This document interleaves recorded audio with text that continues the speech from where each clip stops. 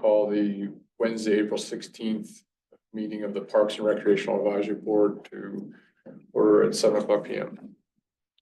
We'll do a roll call, David. Okay, Marianne Banks. Here. Natalie Drozda.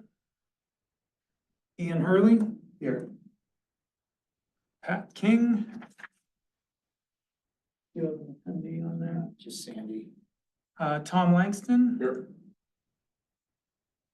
Amanda Rost. Tom Sufchuk. Michelle Varnell. Here. And JJ Zanetta. Here.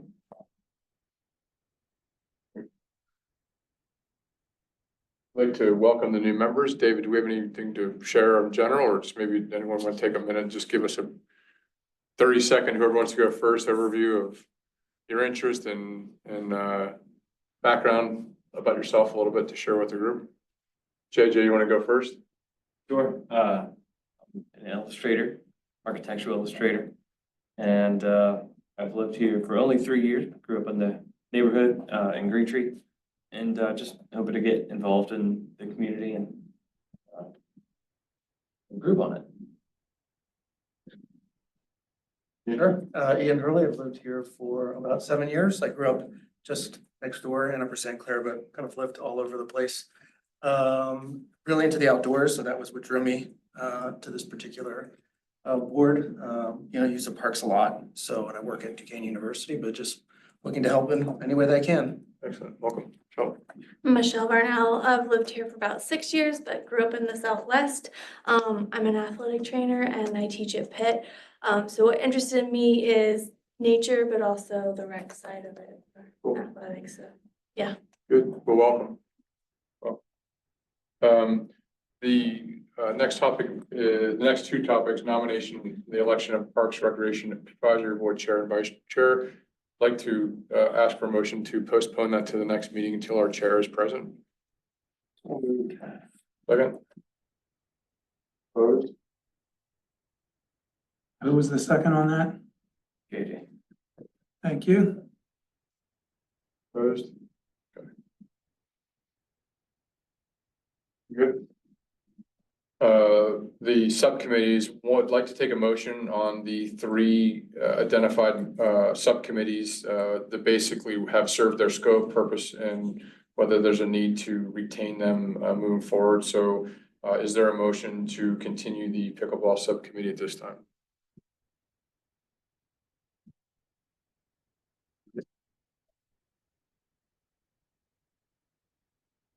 Same would be for the Arboretum subcommittee. Is there a continuation for that motion to continue? Maybe. Since Natalie's not here and the last Andy is not with us. I don't know, do we have ongoing commitments for our Arbor Day or our whatever the Yes, Tree City? the educational event has to be run through a group. And it seems to go pretty darn well when you guys have your hands in it, so. So I move we continue the Arboretum subcommittee. Is there a second? I'll second that. Okay, approved. And the last would be the trail connectivity and mapping subcommittee motion to continue. I move. Continue. Any objection? The meeting minutes from March 19th. Get a chance to review that. Is there a motion to approve those minutes? I've got one correction. Somebody can need to approve it. Under item 8, new business, little I, the sentence that says, Mr. Subject, move, etc. I'd like to just have it read, form a subcommittee on trail connectivity and maintenance, period. So you're asking to remove the in parks? Yeah, it can be read misleadingly that our scope of the subcommittee is looking at park maintenance in general, and we're just looking at trail maintenance. Any objection to that change, David? I think we need a motion to approve as amended and then a second and a vote. All right, so a motion to approve as amended. I did. Yeah. Second, Yes. Ian. All those in favor? All those in favor? Yes. Aye. Aye, any opposed?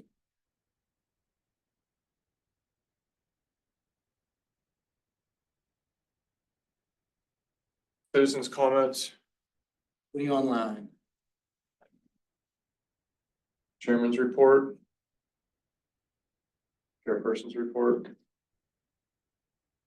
Hopefully the- Yes, Amanda did not give us a formal report and she's absent today, so no report. the commission liaison report, Mine's in your packets, you can read through it. Big items are, had 15 bidders pick up bid packets for North Meadowcroft, which involves the basketball end of things. That's great. I think last time we did it, we ended up having 3 vendors, so hopefully we get a ton of competitive quotes back, so that'll be great. We'll open them, what do I got on there? Soon, April 29th. Yeah, we'll open them on the 29th. So we'll have some more news for you next meeting on, but that'll get kicked to commission for review. Gateway will review it, and then we'll go from there. Started planting another round of trees up in Williamsburg, which is always fun. The playground resurfacing in Williamsburg and Highland Terrace has been completed. Went pretty well. We still have some work in Highland Terrace to connect sidewalks up to playgrounds, and make those connections as we scoped out. And that is it. Got anything, let me know. The rest is in there. Okay, thank you, Phil. From the recreation side, very happy to announce that after over a year, the rink chiller repairs are complete. The temp chiller's been disconnected and it's scheduled to be trailered off the site tomorrow morning. So this has been a long battle and everything is working well. The in-house chiller has been solely maintaining the ice for over a week now. Everything's running really well, so we're very happy to put that in our rearview mirror. Indoor tennis concludes April 19th. Bubbles come down April 26th, and we're preparing the courts and other programming, et cetera, for outdoor season beginning May 1. And we're just preparing for all of our other summer programming, including pool opening. That's all I have. questions, any comments? The subcommittee reports, pickleball, I'm assuming it would be not there from any update on the trees or Phil in terms of the spring or their plans. Nothing worth going over. We got a nice planting plan that Conservancy helps us with up in Williamsburg, and street trees are going in. If you have one of them in front of your house, you'll see that going on soon. So it's all hands on deck planting trees at this moment. Any other comments from the committee, Tom, or anybody else? Well, yeah, we sent around a copy, and I brought some paper copies if anybody wants one of the, Bill generously donated his time, and the committee, including Marianne and Natalie from this board and myself, and then Ron Block, who many of you know from the Nature Conservancy, and Elaine Kramer from the Nature Conservancy, both who are landscape architects or landscapers and very knowledgeable, put together a strategy for, and this is not the final product, I mean, this is sort of a guidepost for the next 6 months to a year's worth of work, for coming up with a strategy for maintaining the parks or the passive use park trails. And that will be consisting of delineating different categories of trails and then design and maintenance standards related thereto. So you know, the big small trail on the side of a hill versus a access road that ambulances need to get down, or you know, other trails in between. You know, have some guideposts for what the design standard and the maintenance standard should be, and then prioritize those, and then work with this board and the commissioners and the budget and the managers, David, in the budgeting process moving forward, with the end goal, hopefully, of having a reasonable and but substantive annual appropriation. You know, to just sort of work through the punch list and, you know, fix up the trails as we go from year to year. But that's a long-winded way of saying what's in this page and a half thing that I sent around, and I can give you copies of if. It was great, very detailed. Thank you. Anything else from Arboretum? Good. Yeah, I don't, I've got no news from that because I was on top of that. Good. And then just finally, going back over trail connectivity and mapping subcommittee, anything there? I know what you referenced there, but anything else in addition to that? No, I was covering it. So we will, be, you know, back and have further updates for this board in the next few months. Old business, the youth sports organization oversight. David, is it worth taking a minute to maybe give the new board members an overview of what that is so there's an understanding?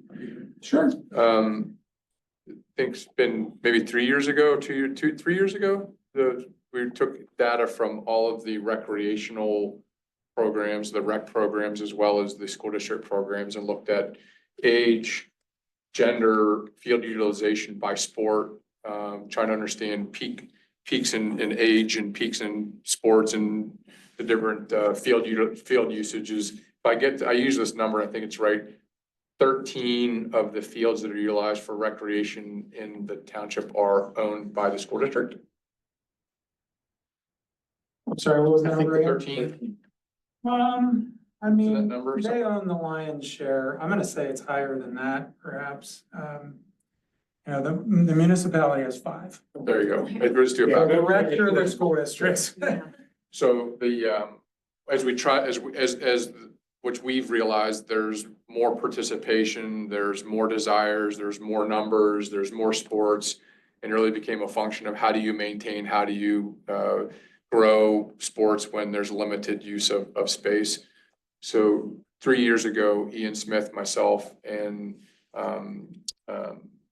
Amanda Rost started pulling data from historical information from all of the rec teams and the school district teams to understand numbers, utilization, time of year, and a detailed summary was provided. It's been provided to the school district, provided to the commission to outline usage and best use of it. So as far as the youth sports organization oversight is really understanding how the fields are used, how can they be improved. As a small example, one of the things that we identified in that process, that the elementary schools all had individual time starts based on the principal. It was not a universal district-wide start. And there was also a belief that the after-school programs had access to the fields where the permits were tied to hard surfaces, not field surfaces. So by going back and talking to the school district and individual principals, I think the number was like around 1,200 hours of time was opened up during the school year that teams could get on the school fields earlier than they were historically. So again, just an easy way to say, use what we have more. So as an example of just understanding how that was, and I think Phil, we talked about that. It's the way we've always done it, right? It's the way it's always, you know, Markham was always at 5 o'clock and Washington was always at 4. So we were able to identify that as a low-hanging opportunity to improve utilization. So that report in the umbrella organization that's been proposed would be to better manage field usage, addressing growth and participation based on age, gender, sport, maintenance. So, and I believe that is available in the. Yeah, it's in the drive. I think the sort of conclusion of that report is there's just not enough space to accommodate all the youth sports plus high school plus rec. So, and that was, you know, presented through each of the youth organizations, the school district, the rec department, and then on up to the commission and school board. Or at least the superintendent. I don't remember how that went on the school side, but so I think the next step is how they're going to attempt to implement some of the recommendations that came out of Yeah. that study. So it is in the drive and you can find, and just, review that at your leisure, but as well as a lot of the other things. If you have any questions about what should we look at first or anything like that, you're always welcome to reach out to me and I'll try to give you a hand sifting through the information. There's a lot of stuff there, including stuff from the previous two boards, the Parks Advisory Board and the Sports Advisory Board, that were essentially combined to form this board. So we have loads of files. Not all of them are really, it's not critical that you review all of those, just, I guess start with the most recent stuff and start working backwards till you're bored or feel like it's not relevant anymore. And I don't have a complete update, but I know one of the opportunities that was created was the actual stadium turf.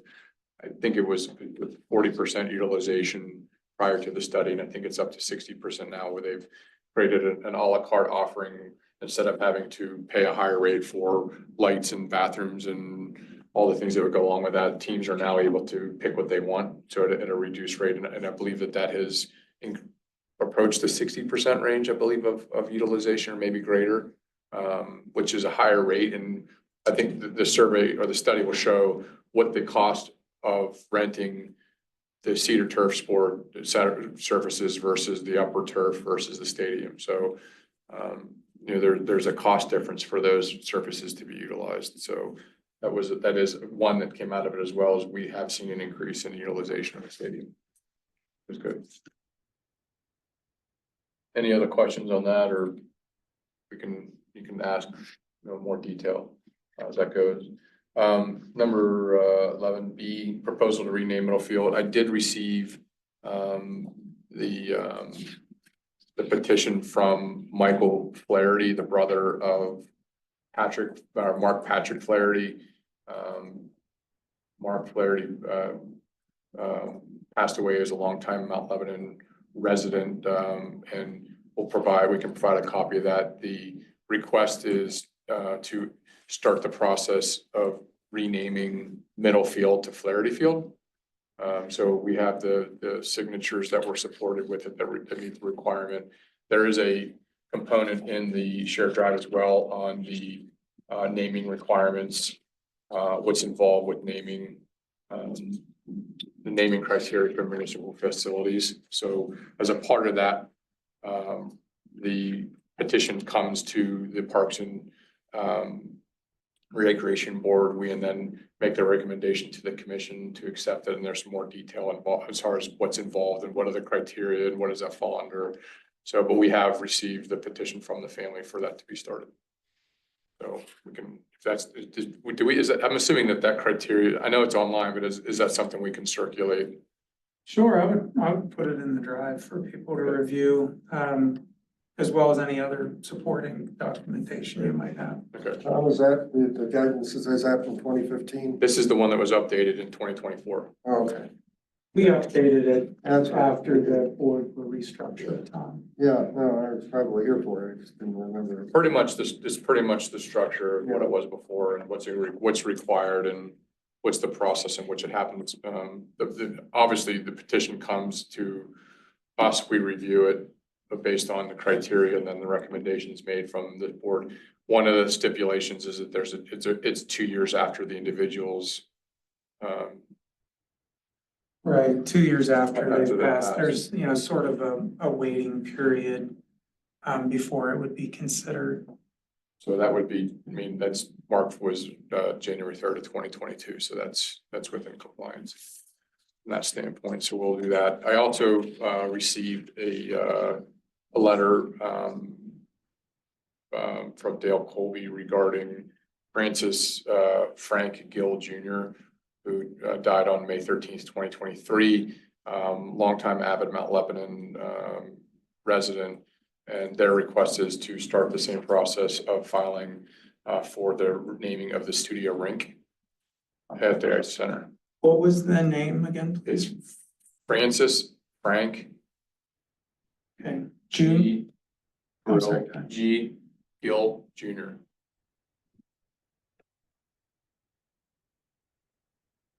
So that would be, that it's May 13th would be 2 years of his passing, so we're coming up on that as well. And that was specific to the studio rink. David, we can verify that that's something that can be named. Is that something we can, is that a part of the petition or is that a part of our request? I mean, I think that's a separate request, but and could it be named? Sure. Okay. Sure. You should probably, like, just other folks who aren't, you know, this is new to you, just review the document. You'll see the criteria. It's pretty open-ended, you know, there's not like a rigid set of requirements. It starts with the petition and signatures, and it has to go through this board, but aside from that, the criteria is pretty open-ended. Right. The concept to combine the new recreation center with a new stadium, and Pat was driving that. He's not here. Just as an overview, get this historically, right? The stadium, help me, Phil, is there a geographic north, south, east, west? West. The west side of the stadium at the high school is has structural integrity issues, and it will be a long-term need to have that corrected. Not sure what that looks like or what the solution that's being presented, but one of the ideas in conjunction with the parks plan and the development of the rec center was to look at doing a joint effort between the school district and the municipality on a recreation center and stadium. So Pat King, who's on our board, has been presenting concepts around what that would look like, and there's I guess a structure around savings from a bonding and expense standpoint. So I don't know anything else that comes up with that. I guess the way this board recommended that there be a meeting between stakeholders from the school district and the municipality to discuss that. That recommendation gets, moved forward to the commission, and it's up to them to act on it from there. So nothing further has developed since that recommendation. And that's 2028, I think, is what they time. I mean, it's the time frame of which there's a need to repair, I believe, is years away. Yeah, they're probably not. I guess the municipality is a little bit ahead of them in that we did some studies. And I don't think the municipality's, ready to make a decision anytime soon about a new recreation center or a renovated center. But we've sort of done the due diligence and studied it. But no decision has been made about moving forward. So I think we're both probably, a few years out, if not more. So that's just where we are right now. David, I'm sorry, I probably ask this every month and then I forget the answer. What is the status of the main park in recreation centers master planning effort? No change there. We have a draft final report from the consultants. Nothing has been accepted as the final product. So we're sort of in a holding pattern there. Excuse me. Under review by you folks. Yes. Raised hand on the Zoom.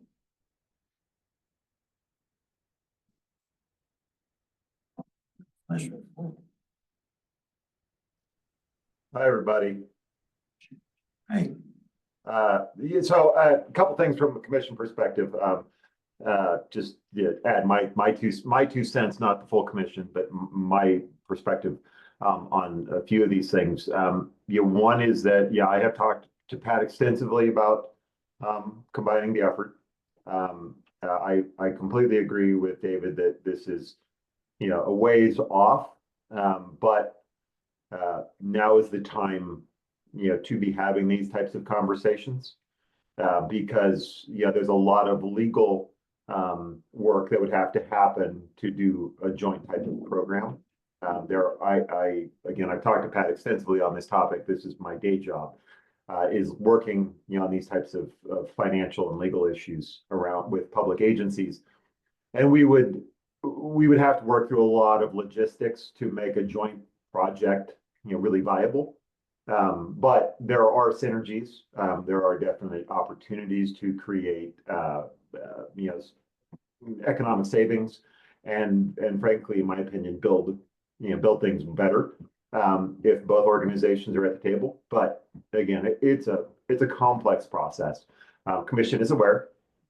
I think that I've been trying to push to have this conversation, not specifically about the stadium. I am less concerned about a specific project and more interested in the kind of the shared assets and working collectively, across our recreational facilities. I think that just looking at one field or one stadium is not necessarily the most efficient thing. If we're going to do something like that, let's think big and recognize that there's opportunity to do capital projects together. There's opportunities to do field management together. There's opportunities to do operations together. Right? There's a lot of things that conceptually we could do together that would not only create organizational efficiencies, but I suspect actually create benefits for the school district because it might take some obligations off their plate. So again, I think this is an interesting topic, in my opinion. I don't know how much appetite there is from a commission perspective to really push on it because it is a complex topic. But I'm doing my bit to try to drive the dialogue forward. Thank you.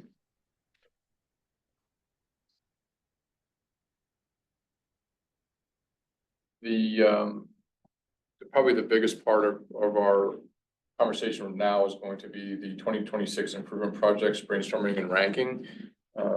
It's unfortunately for late in the day and for us that don't have our glasses with us, it's the smaller printed paper that's here. So what we've been asked to historically, and David can probably get better insight to it, what we've asked from a Parks and Recreation standpoint has been to identify and prioritize, which may be defined as improvements, repairs, replacements, what else would be there? Amenities to the Parks and Recreation offerings. Some of them would be considered to be budgetary or part of normal maintenance or normal structure. If we can give you some examples of that. And some of them would be, maybe I'll frame it this way. Some of them are probably within a 3-year period. Like there's a realistic timeframe. If this isn't between now and a couple of years out, it's on the radar of the commission. It's on the radar of departments, either the recs or the park. And then there's some wish list, big ideas that would be more strategic for the continued conversation from an identification of importance to the community. So is that a fair assessment? Yeah, I think so. Mainly what I do with this list, there's 2 tiers here. There's capital, which is over 100K and lasts more than, or 5 years or more. And there is operating, so that's anything else under, 100K. Most of this stuff on this list is really capital. And what Phil and I will do is take the prioritization from the board and incorporate that into our CIP, that's our capital improvement plan. It's just a plan. It doesn't mean anything's funded, but it prioritizes the municipality's 5-year capital spending. So and it's structured. We need to finish that by the next meeting so that we can get our part done and get it ultimately submitted, published, and approved by the commission. So that's just sort of a little bit of background. And this document is where we start to put that together.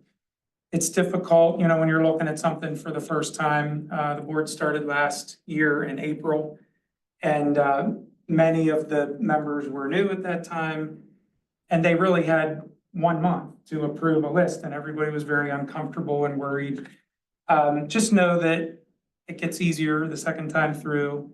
Bill and I do this a lot. We're going to make sure that things are prioritized correctly from our perspective, separately from the board's perspective. So don't worry that you really have to get this done in a month. Just sort of have faith in the process, and if there's something in particular that you don't understand or you have questions, we're happy to answer them. But we'll get it done. So we're not planning on voting on this evening. You could, or you can delay one more month, but remember, we have to have a quorum next month because Yeah. whatever's on this paper tonight, otherwise is where we land. I think, if Tommy wanted to motion, I think it would be worthwhile for us to review it as a group with the three new members. Was expecting to have a quorum next month, and Amanda, being the chair, that we would then prioritize and vote on that order at that time. It gives us maybe some more conversation. There was another one that was in our dog park venture, another part of this was offered as an idea to be added. So maybe there's an opportunity for us to get some fresh views of ideas that we could add or prioritize to the list as well. So if that. Yeah, now that, I would think that would be a wise course, assuming folks show up next month and we can get this officially passed. And just to give the new folks a little bit more background, the 5-year capital improvements plan, the CIP, is done every year. So things obviously change. We had a lot of projects that were approved for this fiscal year. So those things automatically go off. And then Bill and I take the things that were in year 26, 27, and so on, and slot those into this list. So automatically, things from the CIP that weren't approved, that were nearer in the sequence, end up on the list. And then some other things have popped up, just as new information becomes available, or at the request of this board or what have you. So just so you have a little bit of background on how we get to this point. And Amanda did send an email with her ranking that was put into the folder for tonight's meeting. I don't know if everybody had a chance to review the folder, but at least you know where one board member stands on her preferences on how this would be ranked. It might be helpful to know sort of like what are some of these line items just to Sure, keep things functional. we can go right? through them. Yeah, of course. Yeah, I agree. Like what's the most dire Yeah, that's a good that idea. needs to be So it's replaced? actually a good thing, and I think one of the things that was discussed and I think it might be worthwhile for us is when we look at Bird Park in Brafferton and the storm shelter pavilions, as we're talking about it, are there restrictions? Are there things that we're not aware of? So I guess the collective nature of it was, it wouldn't make sense for us as an advisory board to come back and say, we want to prioritize this, not knowing that there's pending legal action that would prohibit it from ever becoming reality. We've really never got into that level of it. Really, it's been more driven around conceptual need of resources, parks, facilities, upgrades, amenities, when we look at that, or a recommendation of an idea that came up. So that we can go through them, and if you have questions, we can touch base on them. Does that make sense? Yeah, that's fine. I'm sort of, keep it functional and then make additions with the monies that sort of approved or earmarked for Right. things, and then. And I think rank one of, those. one of the things that we talked about in the past are, things where within Phil's budget, prioritizing it, and Phil's saying, I can do that, like that doesn't need, like that's something I got, I can do that, I can make that happen. Versus a capital or versus a larger budgetary thing that's not on his area of interest. So really, it's prioritizing the need or prioritizing the viewpoint from an amenity or a fix, replace, repair type.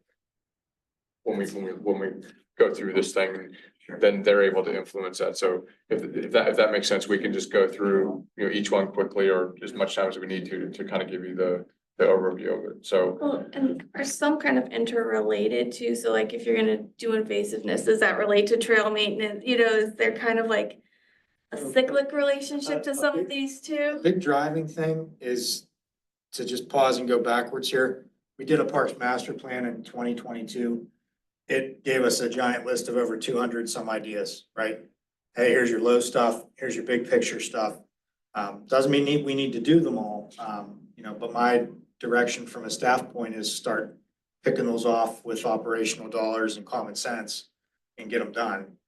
But on the flip side of that, when you have that backing, knowing that it's a study related outcome that you support, it has a little more potatoes at the dinner table when these discussions come. So two quick examples, Phil. One was the signage was identified in the Parks Master Plan for improved field signage, which I think, David, a year ago that was started. There was a plan that was conceptualized, it was sent out, it was approved. And now if you see what's listed in there, you're starting to see some of the field services with new signage. That came out of a conversation of the Parks Master Plan need and the development of signage and conceptual usage and what it looks like. So that's a perfect example of now something that the Public Works is installing around the community. That's what the little PMP means at the end of. These Yeah, there's a discussions. PMP after it that's referencing a Parks Master Plan. Oh, Somewhere on that list of 200 some ideas, that's where they were pulled. Yeah, and on that note, you know, one of the responsibilities of the board is to try to further the goals of the comp plan and the Parks Master Plan. That's the direction from the commission. Like, I think they would like us to support, or you, to support the studies that have been done because they're based on community input, the priorities of the municipality, that kind of thing, as opposed to just, you know, starting from nothing and trying to conceive of new ideas. You should really try to build off of the comp plan, the Parks Master Plan, and that's sort of the goals you're trying to further and prioritize. There much of a public process for the Parks Master Plan? Because I know the comp plan was pretty involved with the public. Very, very much, Okay. yes, to the point where people were pleading to stop surveying. Pretty aligned though? Survey fatigue. Pretty aligned, the two. Oh, the comp plan and the Parks Master Plan? Yeah, Yeah, where they're because the parks, or the comp plan followed the Parks Master Plan, and Okay. one of their directives is to build off of the Parks Master Plan. Okay. So yes, they are Great. pretty in sync. So as an example, Michelle, one of the things that you use the evasive management plan as an example, something that, you know, from the support of the plan, something that we can effectively do is go back and say, we recommend that the funding be approved for the actual implementation of the plan. Right, so that prioritizes, hey, we agree, we want to spend money on the plan, but we also feel it's important to fund the execution of what's found in the plan. Right, so that might be an area that kind of crosses over into your question. Do you want Phil and I just to go through the list quickly and? Yeah, if you give want a little to background? drive, that's fine. We can just go through it. We can kind of talk about what's been identified and what's the scope of it. All right, and that way we can just knock them out one at a time and we make sure we've got through them all. Phil, I'll just dive in with mine and then turn it over to you. Yeah, just tell me when it's, When it's yours. Okay, so Bird Park bathroom and storm shelter, pretty straightforward. We have a large athletic field in Bird Park. We only have porta johns. There's nowhere for kids to go if there's a thunderstorm. That was conceived, that project was conceived by this board last year. So that's a little bit of the background there. I don't want to get into the weeds on each of these, but is that gateway study or something available that like shows site plans or concepts for this? There's no drawings that didn't reach that level yet. This was just an opinion of cost from Gateway. Okay, because I completely support the idea. I have some concerns about utility access and routings of water and sewer lines and things. And they did look at that. I am not positive, but I think we landed on like a vault toilet, like a prefab unit that's set in place and then it would have to be pumped. Yeah. But water, well, no, Well, there's water, I mean, there's a drinking fountain. yeah, I think if we have water, we're gonna need sewer, but, I'd have to go back and look at the CIP. It's described, in the CIP. There is an opinion of cost from the engineers. That's as much as I can recall at this moment. If the commission were to want to fund this, then we're gonna engage the engineers to do more in-depth, design work of this project, where this is really more conceptual at this point. Thank you. Keep in mind as you go through these items, that's something that isn't, best way I can say is like everything's brand new and shiny when you get it. If you don't have anyone to take care of it and you add an asset, did you help yourself or not? When we get farther into these and you're thinking about it, asking questions about staff availability, it's great to throw a bunch of, restroom buildings throughout the municipality, but who's gonna clean them? And I don't say that in any type of sarcastic way, that's the reality, right? So all these kind of add-ons are great, but they do need work through, before you land something that all of a sudden we're scrambling, to figure out. Do Yeah. they have like projected maintenance to that? So like you build it, it costs this much, but what's the projected like maintenance cost? That would, Yeah, I don't think the Parks Master Plan had projected maintenance costs for each of the things. It said, we think you should have more restrooms and parks near fields, but it doesn't really explain how we're going to keep them clean and pay for that. So there are other legacy costs that go along with that. But that's kind of our responsibility on the back end to just figure it out, but just realize that struggle is real, so. Middle and Seymour turf replacement, lighting and fencing project. So 2.9 million, the current turf on Cedar, that's Middle and Seymour Fields, is nearing the end of its useful life. We've gone beyond the warranty. We've maintained it very well. Bill knows better than I do about could we get 1 more year, 2 more years, but we're getting there, where it's time to be replaced. I think most people who would agree that we would benefit from lights, we would get more field slots down there. But the only way we're gonna do lights is at the same time as we replace the turf. We're not gonna put heavy equipment on new turf. So that's why we've waited, we've combined those projects. And then recently, we've also incorporated fencing and better seating and access, getting people with maybe, mobility issues down to field level, so they're not on a sidewalk on Cedar. So we've kind of wrapped all that into one big project. That's that project. The life of a turf field. I think the warranty was 8 years. It was 8 years. Yeah, so that went in 14, I think we first July. put people on there, yeah. what's So- the reason for synthetic versus natural? What's the grass? reason? Yeah. Just being able to play on it. And it's less maintenance. There's almost no rainouts, I mean, essentially. You could play on it short of a thunderstorm or, snow laying on the field. It increases your time slots by a lot.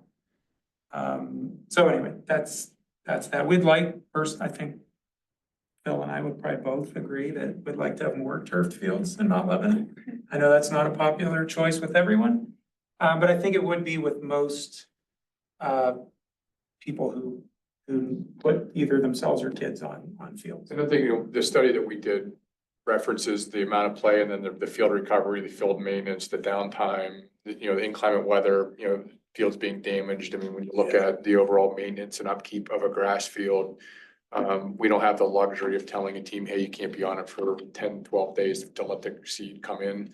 Or, hey, it's gonna rain on Saturday, please keep your team off the field, and you show up and all of Phil's efforts to put seed down are gone, So those are the types of things I think when you look at utilization.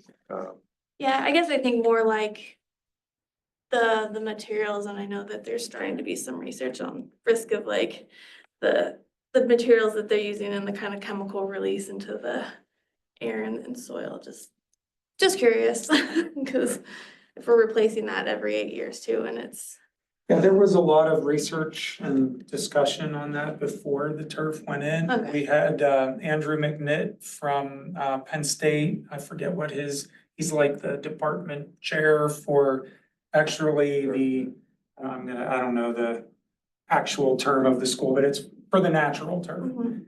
But he's also an expert on artificial turf. So he did a sort of a community forum and presented and answered questions. It was very, very informative.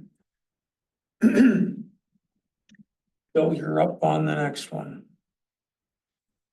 A couple years back, we did a chunk of stream restoration, if you're familiar with the part of Bird Park, down where the Conservancy just did a, great project through kind of the wetlands area. Then you get to Youngwood and there's another stretch. We were losing stream banks. That one's more of kind of a flashover stream. Heavy rains, it picks up a lot of stormwater. Stuff all the way up on Washington Road makes its way to there. That's the literal low point of, big chunk of the community. So, that was installation of a lot of log veins, different structures, best practices, planting. Some stuff didn't work. We're trying different things down there. So, there's not one size fits all. I mean, we went gabion baskets, we sunk trees in that were the length of this room, and right now there's only that much of it exposed, for all, engineering reasons of why it works. So this next phase goes back upstream towards the source of everything to keep that water slowed down. And we will kindly reference and keep involved the Conservancy, because they've done a lot of work in planning in that next section that we're looking to do upstream. So we'll work closely there, but that's what that one, But we really does. briefly talked about, but number 3 is the forestry and invasive management. Can you touch base on that I too? completely skipped it. Yes. Yeah, I did. We did a big, long study for better part of 2 years, with a small firm out of Elizabeth. They went through Bird, Rob Hollow, and Twin Hills. Gave us a kind of very, very inclusive plan on what you got, how to get rid of it, and how to keep up on it. So, that plan was turned over to commission for review. If it's not in the drive, I thought I put it in, it will be in there for you to reference. But we're talking 15-year plan down the road. So the idea is, if you're gonna start this thing, you better fund the next stages of it, because it's all in that plan on how, if you stop, and you lose the efforts towards this, that everything regenerates and gets going again. So it's a lot of repeat work, a lot of coming back and checking everything. But at the same time, we do have service levels for invasive management. We have 10 grand in the operating budget, that allows for, myself to work with, Eichenlaub. I do a little bit myself. I'm, one of the, pesticide holders in the township. And then the Conservancy, they do a ton of work of it. You can go online and find all their work days. So, somewhere in between We're that. planting trees this weekend, Yeah. I believe. So somewhere in between this giant plan and what we're already doing, kind of decide on that. But that has big project levels, that kind of go from year to year, from park to park. But just so you realize what's entailed with that, if you can imagine the corner of Beadling and Washington, at some point that all gets clear cut. So just kind of picture what that is and think, is there maybe a different way to work at that, through volunteer efforts, public works efforts, but very, very well done plan. Just gives you the reality of how bad the problem is. It's just, we now need to set what the expectation is, because you got to work back to that, or, it's not going to go on. But that, if you have any questions, that plan can really get into the weeds. So, if you get lost in it, let me know, and I'll kind of navigate you through it. But it's very complex when you start diving into it. Well, it's great to hear that it's, you gotta put on the server, because I was about to bug you. Yes, Is the one yes. that's gonna be Yep. released. So, yeah, you can see that right now there's, dollar amounts for consecutive years. There's big years and smaller years. A lot of that's based on tangible things, brush cutting, planting, materials, things like that. Any questions on that one?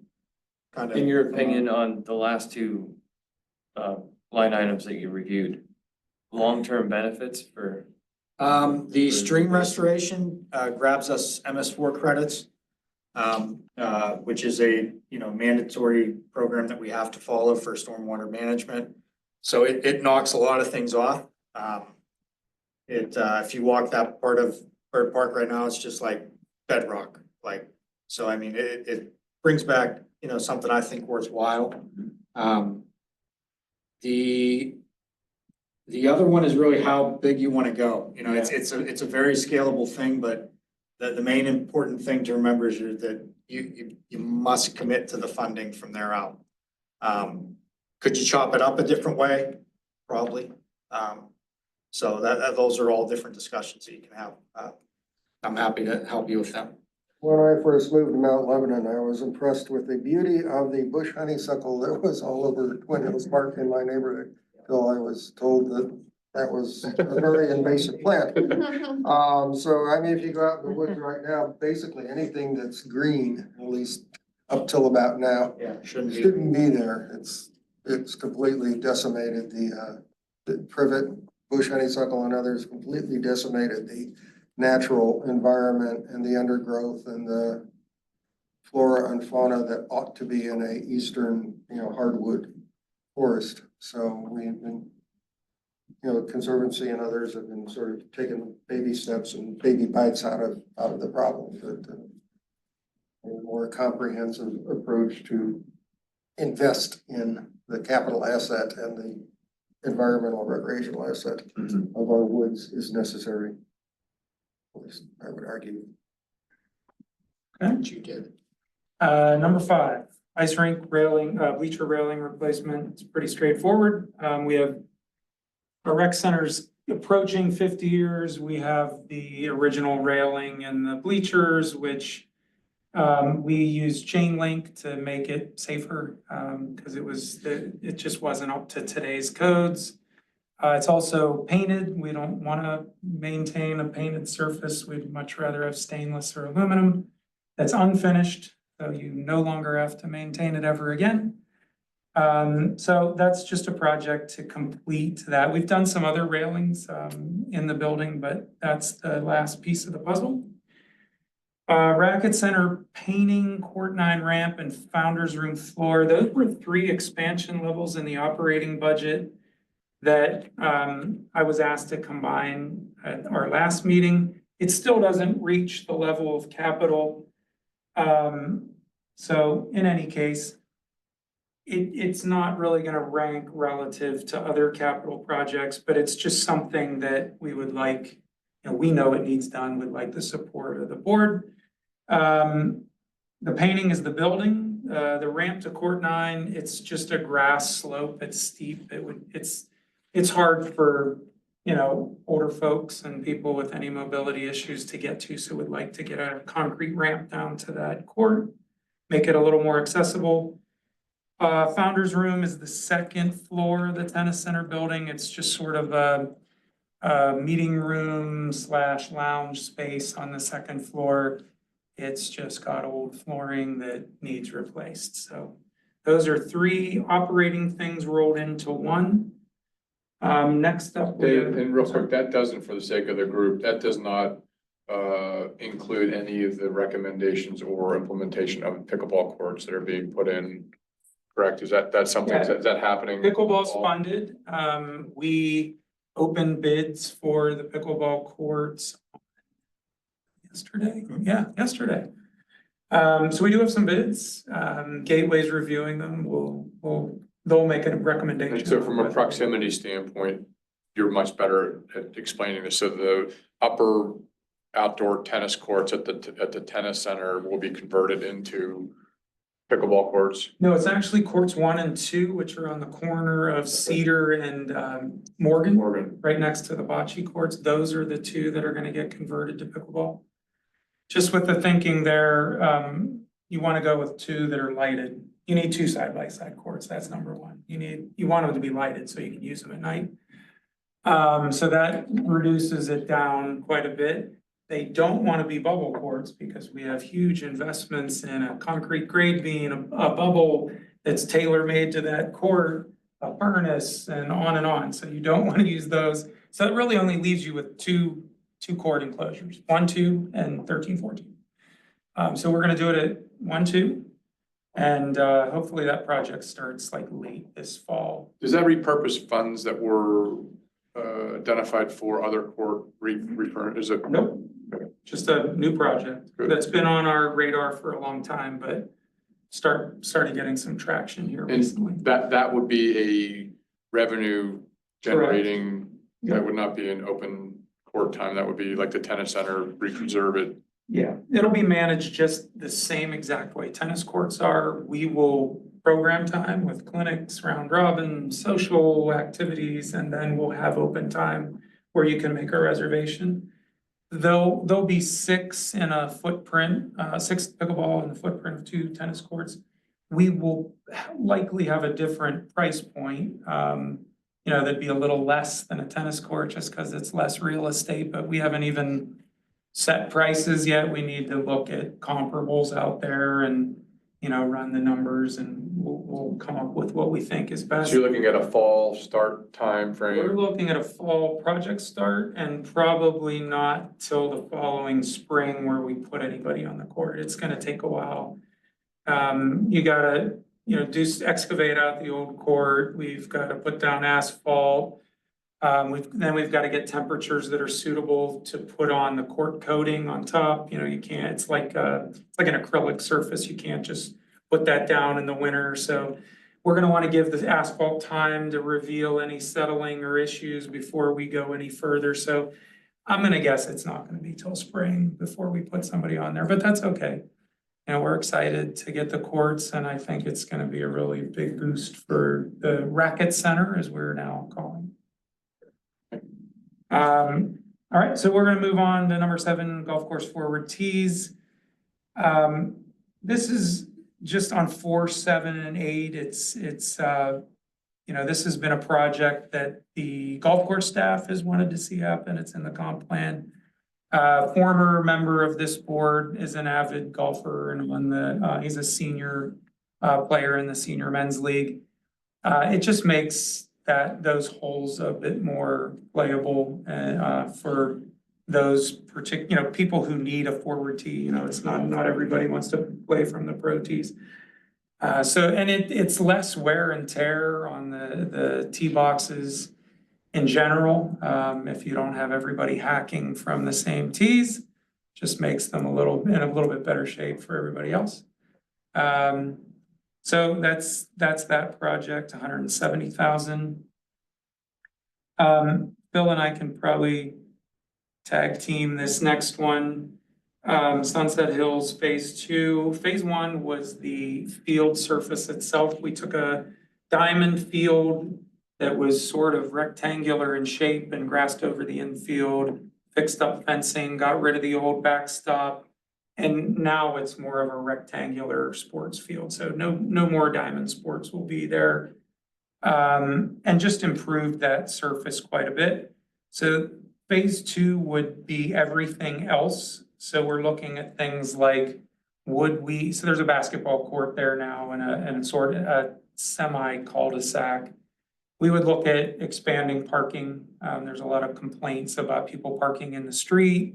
From neighbors there, that's a true neighborhood park. It's at the end of a dead-end street. Sunset Hills, by the way, I have AKA Brafferton Park, because that's what everybody calls it. On a daily basis, but it is technically Sunset Hills Park. So that basketball court could be converted in part or in whole to a multi-court surface that you could play basketball, futsal, pickleball, any number of things. We could put a playground there, parking, as I mentioned. Am I missing anything? Any Phil? combination of them, but parking would be the driving asset that would be added for that project. So we have actually put this whole project out to bid many years ago, probably more than 10, I think. And the bids came back just sky high and it just died. But since then, we've sort of tried to look at this in a more economical way and parceled it up into pieces. We've taken care of the turf side. Now we want to look at the remainder of the park, so. Is there room for parking at, like, on the entrance? That- We could put some kind of turnaround and limited parking up on top. But then I think you're looking at coming down to the basketball court level if you want to add additional parking below. Which that is what the original design did. It took half of the basketball court, turned it into parking, still had room left over for a playground. So there's some room to work there. It's just a matter of what do we want, but Phil's right. I think parking is at the top of our list just because of the concerns for the neighborhood with people parking all over the street. There's a basketball court at Williamsburg, isn't there? Yes, So, which is what, a couple blocks away? well, it depends on how you want to get there. To walk through the woods and the swamp and be there very quickly. Which maybe we need a set of steps and sidewalk at the end of Valley Park. I don't know if anybody's from Sunset Hills like me. But if you had there is a sidewalk at the end of Valley Park that just dead ends into the swamp. If we had a little bridge and a set of steps, it'd be a great Like Field of connector. Dreams. I mean, it's, Yeah. So talk Dave, about low hanging. Yeah, So- would you need the playground then at Bradfordton if you have it at Maybe not. Williamsburg Park? You can eliminate that, have more parking. I mean, unless you have like younger children there while your other child's playing soccer or something, I mean, you could argue that, but there are resources in close proximity. so a question for you, sir. When we look at that not being a measured statement of a bridge, is this a Eagle Scout project or is this structural engineered planned people project? In my opinion, it could be more like a boardwalk and it could be done maybe with volunteers. I mean, I don't think it has to be a grand, structure. I think it could be wooden and more like a boardwalk, which you've seen in many other parks, Right. around the US and locally. I think it could be done. Did we have Eagle Scouts build them in Twin Hills? Yeah. We have some the bridges, some bridge- nice bridges there. And in Bird Park are all, I think have all been built by Eagle They Scout projects under Ron Block's tutelage. So that, cause I've stared at that little stub sidewalk in Google Map a number of times. And then Rob McKee from the old Parks, advisory board, was pushing for connectivity. If that's municipal land, then that opens up some interesting possibilities. Well, it must be, there must be an easement Easement or or something. municipal property through there because that's an official sidewalk. That's not something someone built. I mean, that was probably put in by the developer, I'm gonna guess, a long, long time ago. And it seems like its purpose was to connect those two, areas, but it never happened. And I know that we haven't, at least to my knowledge, in this group, ever gone to look for, hey, is there an Eagle Scout that's looking for a project or two Eagle Scouts looking for a project? Is this something that we could recommend to fulfill? But maybe we talk to Ron or get more information from the municipality on what we can do and what we can't do and what they would approve and what they wouldn't approve. Is maybe it's something we could get with engineering and inspector's office to see.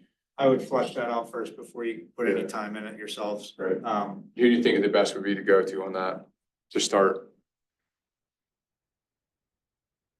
I mean, Ron may have done some homework on this. Why don't we ask Ron? This is a big thing I'll for ask Ron. Ian too. Ian, this is one of Ian's things he really likes. McMeans, Oh, that's good, write that All down. right, we could run it by Ian McMean. He may have fleshed this out already in Right. terms of Yeah. property lines and easements. I Yeah. mean, there's a big main storm line that comes down through that hill.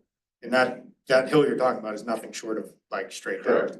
Is that So- something that, is it fair to ask you to touch base with him to see if there's any information that can be provided with us? I think it would be, to me, that sounds like a great thing we could add to this, and maybe a project that could be identified as an immediate need from a it would address a bunch of things, connectivity, It addresses that. bringing the two parks together, checking something off for Ian, right?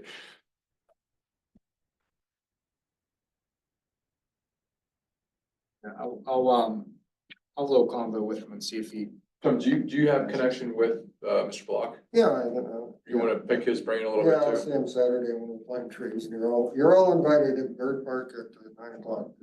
Yeah, we'll bring some coffee. Yeah, no, I'll certainly do that. Another minor request for you two while we're talking about locations like this. It occurred to me earlier today that it would be useful probably for this board, particularly maybe the newer folks and the newer folks in the community, if we could have like a PowerPoint or something of the park maps sort of running in the background on your computer when stuff comes up, we could like pop up the parks and get a sense of what we're talking You're about. thinking like an aerial, Yeah, type just image or- just aerial. Yeah, satellite imagery. Municipality's got excellent maps of, Yeah. all the parks, just, Yeah, I can't keep them straight, I have to cheat and. there's a municipal, parks and, map on our website. I mean, it's easy enough to pull up. it has a whole overlay grid system if you need to report. so Phil, how would we capture that project? Is that or David, is that a Sunset Hills Park connectivity to Williamsburg, or how would we phrase that? It's a connection from Valley Park to Sunset Hills Park. That's what it is. It's right off the cul-de-sac on Valley Park. And it goes directly to the corner of the field. Well, depending on where you decide to try to scramble up the hill, Yeah. you could access any part of that park. Okay, perfect. But it is a swamp. I've only, gone through it once or twice and that was enough. I didn't want to get muddy in it. But it's interesting and it would be nice just to easily access that. And then, Valley Park being a dead end street, it goes directly to Williamsburg. So it is indirectly a connection of those two parks via a, Is that, and I'm not familiar with it, right to your point of, hey, let's look at the aerial shot here, but would that be close enough to alleviate parking for Sunset Park? Could people park there and walk? Is that a you short don't walk? want or people is parking all over Valley Park. Is and that they're not too gonna far of a park- walk? for Yes, they're not convenience? gonna park at Williamsburg to end up at Bradfordton. Right. I mean, only the, fitness minded, who wanted to take a walk would You do could do that. a complete lap. You And could, you that sure would be a could. Great trail, Right. It's, If you wanna hike up Yeah. Sleepy Hollow, which is one of the Yeah. steepest hills in Mount Lebanon, sure, Okay, you could do that. good. Okay, let me get back to my document here. Yeah, it ties right back into number 10 perfectly. It does. Okay, well, we skipped 9. We Yeah, did. oh, you did, yeah, you're right. So dog park was a recent request. You see a number in there, don't panic. What I did was, I took the cost of the study and sort of the midpoint from Ian McMean's memo that he sent, which I would encourage you all to read if you haven't. In your package. It's in your packet. It's in the dog park folder as well, I believe. So this is not scientific. The price, I think, was 10,000 for a study and 1 to 500K for a dog park. So I just picked the middle of the road just to give you some concept of a number. So when you're prioritizing, you have something to go by. It's, if you wanted a dog park, this is probably the neighborhood of what it's gonna cost. But the memo kind of outlines the results of the study. Lots of people want dog parks. Not a lot of people want them in their park, which is why the Park Master Plan suggested McNeely. McNeely, which we'll talk about in a little bit, has a host of its own sort of concerns and challenges to develop and have a project, but I'll dig into that a little bit later.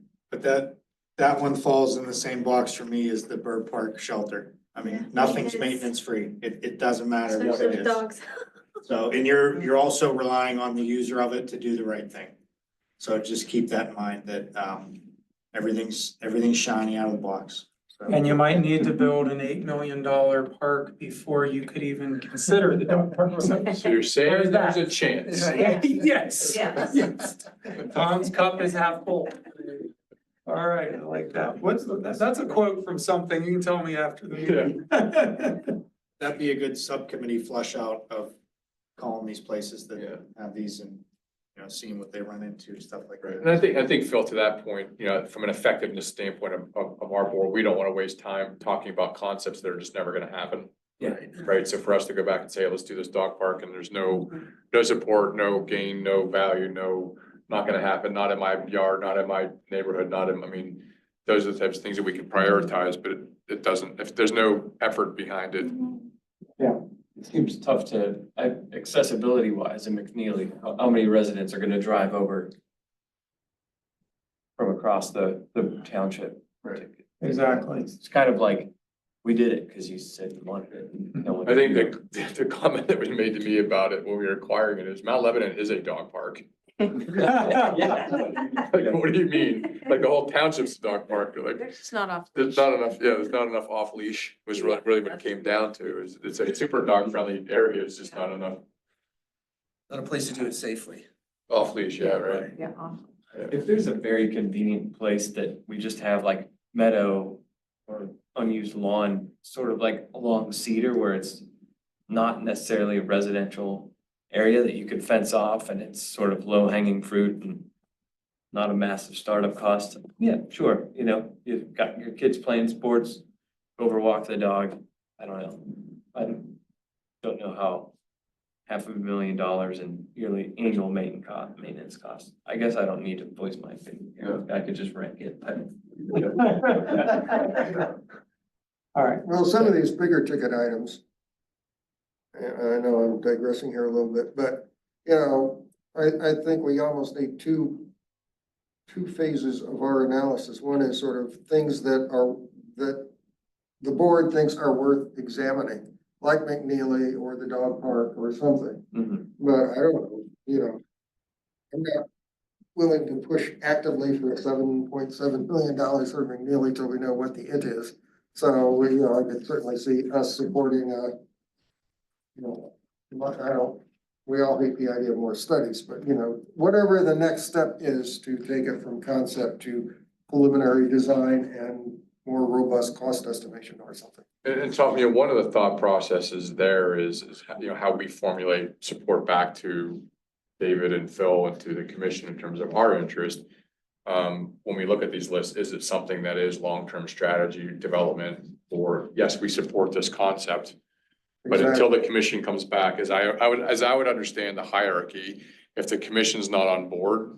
Yeah. And the commission isn't gonna fund it, there's no What's the point? there's no point, other than saying, we support this, right? We think it's a good idea, we'd like for you to do it, and if there's things that need to be done to show that, that's great, but for us to spend time coming up with concepts and designs and to spend, which probably would be a lot more than $8 million by the time it was done. Yeah. Until there's support saying, yes, this is something that's got teeth to it. I think it goes back, it's an emotional conversation. Well, and at the basis of this board, it's to support the commission's agenda and their goals. So that is another way of saying what you just said. I mean, Yes. And looking at some of those projects and improvements that we can identify, like down at Brockerton Park, you know, or the trail connectivity, Mhm. you know, project, that type of thing, which can be funded through some of, you know, Public Works. Sure, looking at some of the, just the maintenance of those trails, or, you know, developing those trails. You know, they're already there, but they need to be more clearly defined, you know, or just. Marion, I think, you know, the other value proposition to that comment would be, we need some wins. Yeah. Right? For us to try and push through a McNeely Park is gonna be a long road, right? For us to say, hey, we like this Valley Park, the Sunset Park issue, and what's preventing it from happening, is there any objections to it? It's a relatively small investment, we can drive that. I think that's a much more effective use of our time, where we can actually get a win that helps, you know, collectively helps everybody, as opposed to tackling this massive project, so. Phil, you're up 10.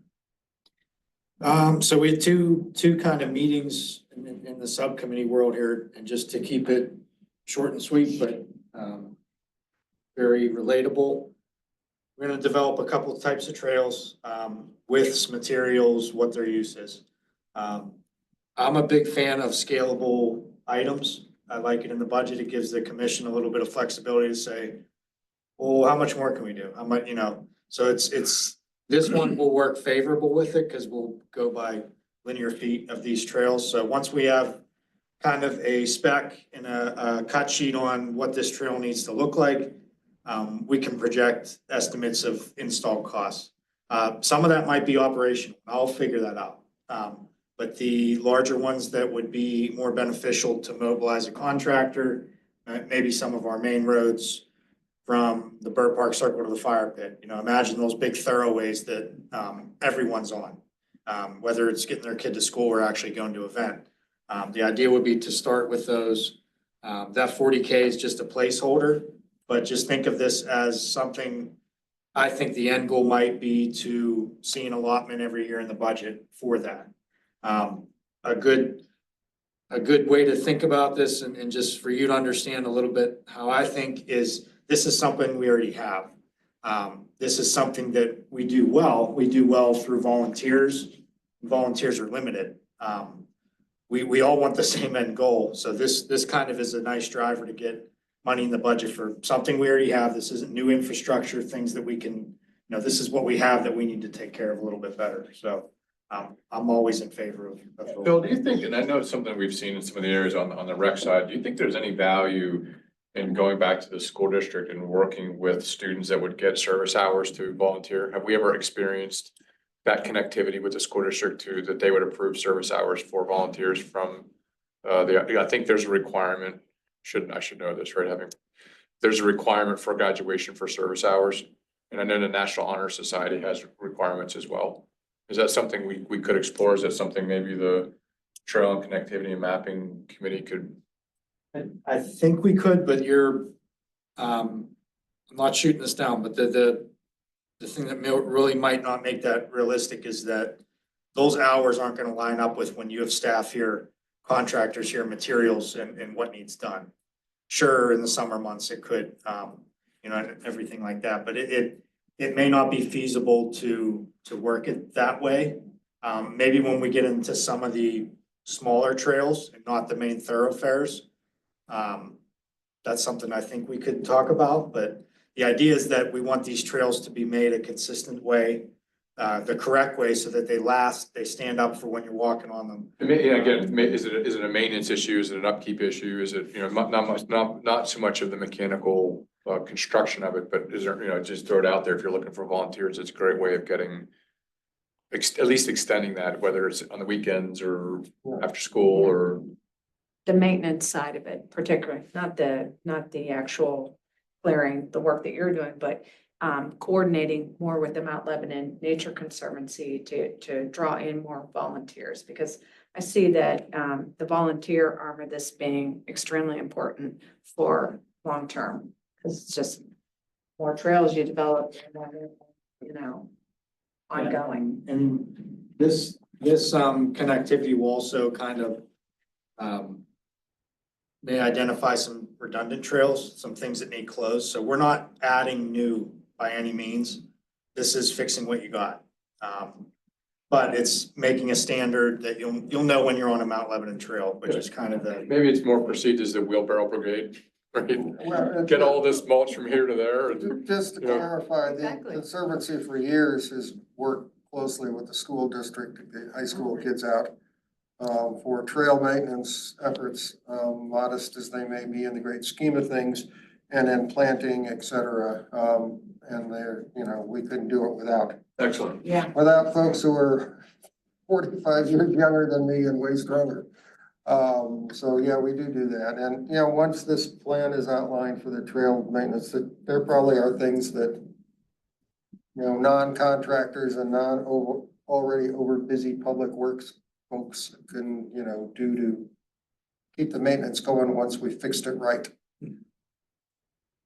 This will just be, this year's funding gives you this length of trail, and that's something this group will kind of identify and make the roadmap.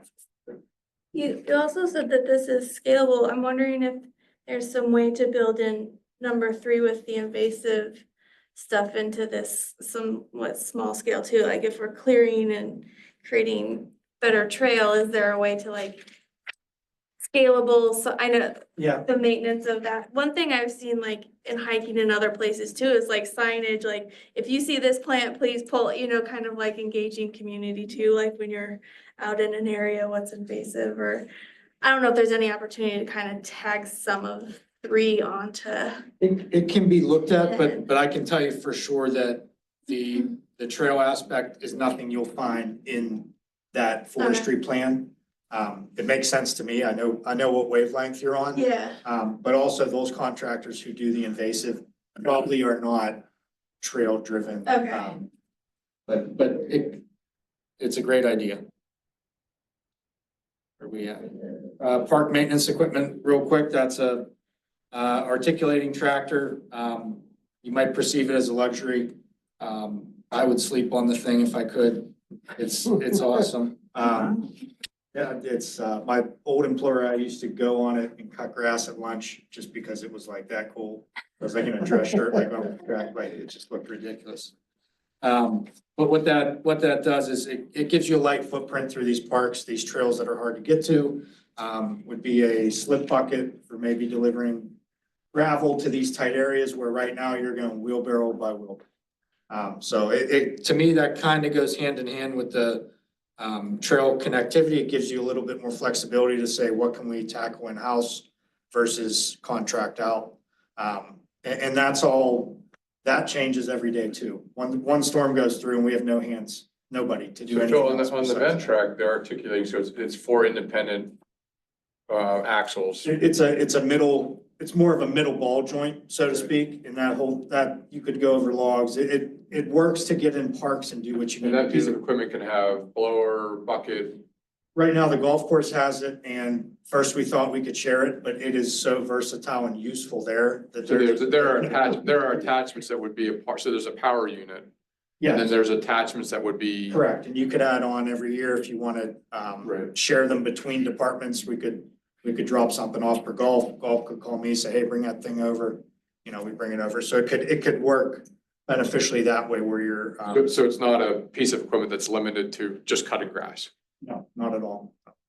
It would be invaluable, certainly for the trail maintenance and certainly make volunteer efforts a lot easier. If we could Yeah, have piles of gravel dropped off rather than, high school kids and old guys like me schlepping wheelbarrows. it's not the end all solution. So don't think it's some like golden thing shining on the paper. Like this is just a piece of the puzzle. You still need somebody to run it.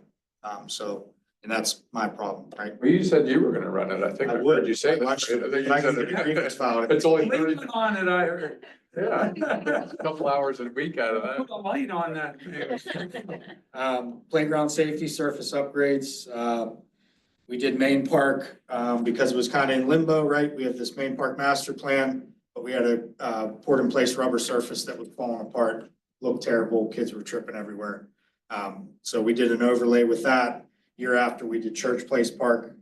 So on that end of town, if you're familiar, that was kind of our trial. It went great. This year we did Highland Terrace and Williamsburg. Both of them got done last week. It is a 15-year warranted synthetic surface. The infill is it is not crumb rubber. It is I could get the bag for you. You could eat it if you wanted to. It's kind of a green thing. There's a thatch layer in the grass. Looks really kind of blends Williamsburg back into one natural looking place. So this is just I think to build off that, and this would do Rockwood this year. Country Club, Rockwood, you could go either way. I need to do more homework on the equipment. You don't want to put a 15-year surface in on equipment and call and say, I need a part, and they go, well, we don't make that anymore. Then you're like, wow, great, so that could be bad. So that's that one. You'd also talked just briefly from our group conversation, the Uptown Commons, what's the terminology? What's the Clearview. Clearview Commons. That's sort of out of my realm. Is that happening? Is that been approved? Is that gonna? I have no information on the Clearview one. So the grass surfaces in that area were proposed to be updated or?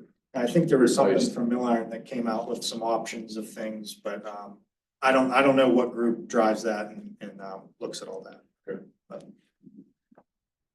So that's that one. If there's any questions, just email me separate, whatever, but, seems to be good. I think it makes sense. Raking playground mulch back into place so that if you fall off the swing, you make sure it doesn't matter that that mulch is there. If it's not where you're gonna fall, then you're gonna get, pretty banged up. So it provides consistent safety. It looks great, but to me, it provides consistent safety. It's not repeat visits for maintenance to these parks to make sure kids are okay using this equipment. Pavilion roof replacements, this one's sort of in limbo with me for with the main park master plan. It's like, you're not gonna put a new roof on a pavilion that's suggested to be changed, relocated, reconfigured. But to that point, they're getting pretty bad. The main three in Main Park there. So just out of curiosity, when we look at that conversation, and it could be tied into any one of these, when we look at investing funds into something that really needs to be taken down, or is it replace, repair, or add? Is when you look at those, when we rank these and have these conversations, when we look at the pavilion roof or the pavilion upgrades, I would think that the pavilion upgrade, if we're replacing or upgrading pavilions, would be more important than a roof, unless that pavilion itself is capable of surviving the life of a new roof, right? So it wouldn't make sense to put a 5-year roof on a pavilion that's got 2 years of life left in it. Right. You're also not talking, the majority of these pavilions, actually all of them that you see, mostly were done by public works staff, poured pads. The lumber's up off the ground on metal fittings. They're done very well. I don't have any concerns with the roof outlasting the actual structure, that would be put on it. And we're just talking about, metal park roofing, to standardize everything. Checks a lot of master plan boxes, provides consistency across the parks. But it's kind of in limbo for me because I need to see what the direction is on Main Park. So you got 3 right there. Bird Park Pavilion is never gonna go away, right? Rockwood Pavilion is never gonna go away. Williamsburg's not gonna go away. We just sunk a lot of money in over there. Why would we ever move the pavilion? So It's kind of like David's 1.7 million children say, we're gonna build a new ice rink, or you're like, wait a minute, we just spent this money so I think that kind of ties back into the thought process. If there's things in the park that potentially come down in a year or 2 or 3, does it make sense to do short-term, long-term maintenance? that's, to me, this is one of them. This can be, I have this going out over different years. This could certainly be reduced and not fall under a capital, it could fall into operating if you want to knock 1 or 2 out. So there's I think the different ways to cut these things up are more beneficial. Because you can either punt them, or kind of push all your chips in and go. So that's that one. The one below it, I just started forming kind of over the last month. It's not fully developed, but bear with me.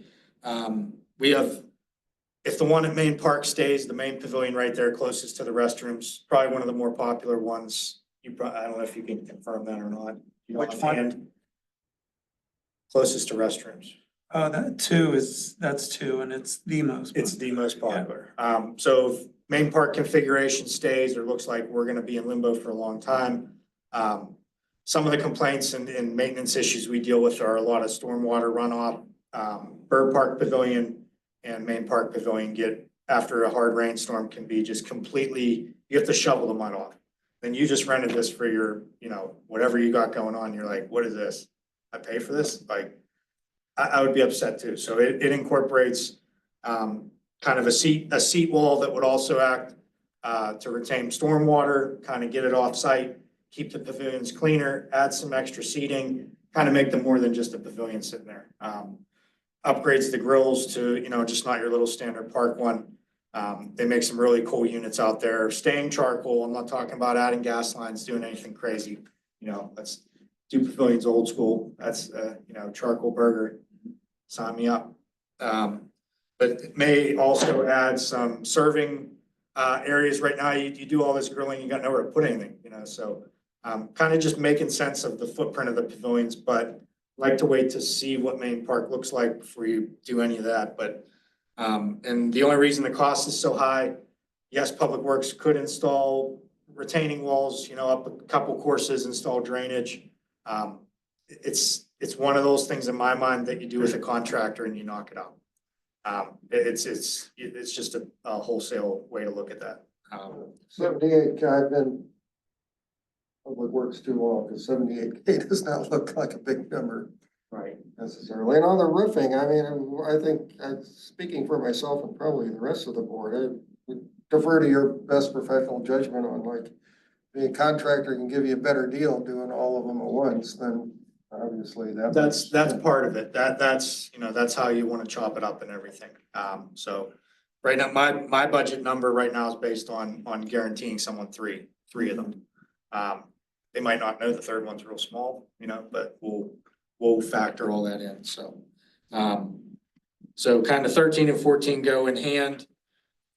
Think outside the box, you could combine them into one, do one shelter each year, maybe this tackles Bird Park shelter.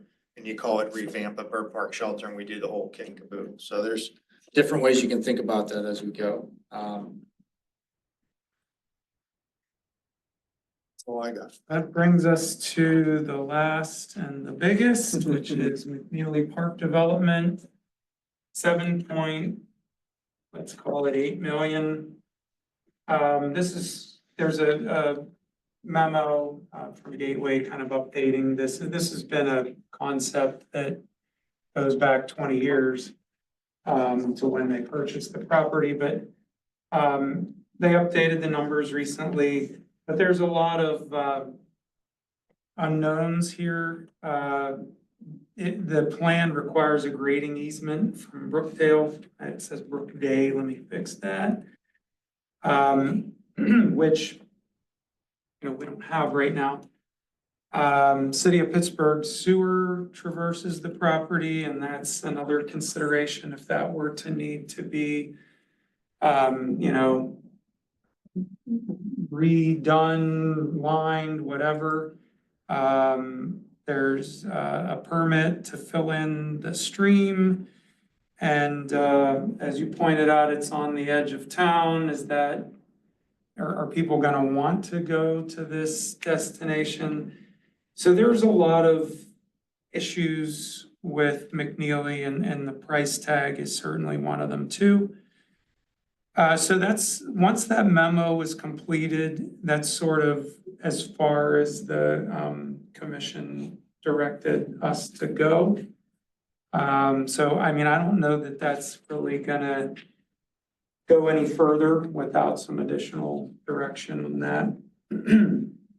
So that's that one in a nutshell, and that is the location, at least, the likely location for a dog park at this point. And I think as we've talked about that for the sake of the group, that is a large piece of property owned by the municipality that is kind of the default solution to fix field usage and walking and trails and dog parks. And so we've had a kind of a default to this area. And as we look into some of the things that David identifies, permits and use and utilization and approvals in neighboring townships and city to say, yes, you can do this.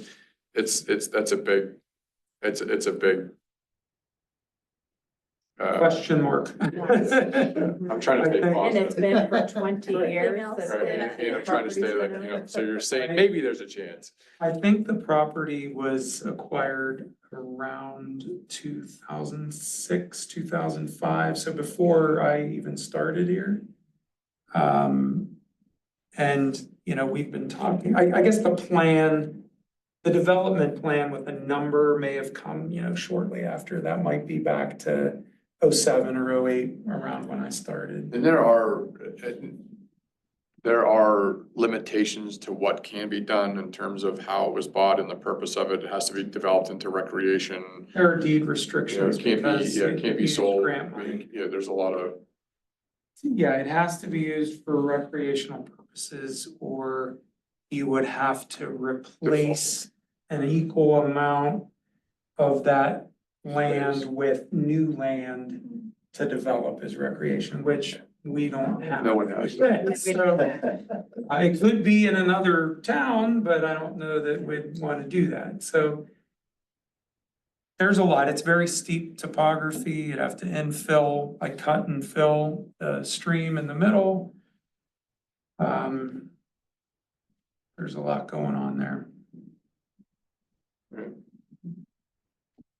So that is our short list. So there was two other things that were, and again, I just throw it out there that were brought to my attention and asked to be added. One is maybe to have a better understanding of the vacant property at the corner of Bower Hill Road and Washington Road that had currently across from St. Bernard's, which is, I guess it's still West St. Bernard's, on the corner lot that's fenced. The question is there a short-term, long-term strategy for the municipality to do something other than just have a fence? As you come into Mount Lebanon, the first thing you see is this fenced, overgrown property, and is that something? Our property. Yeah, is that something that is addressed or could be addressed from a beautification or something that could be done? I know one of the, I think this is not my area, but I would say it's better than it used to be.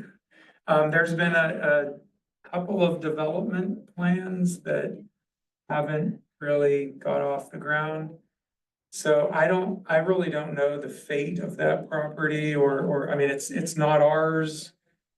And nothing's been developed yet, so that's as much as I know.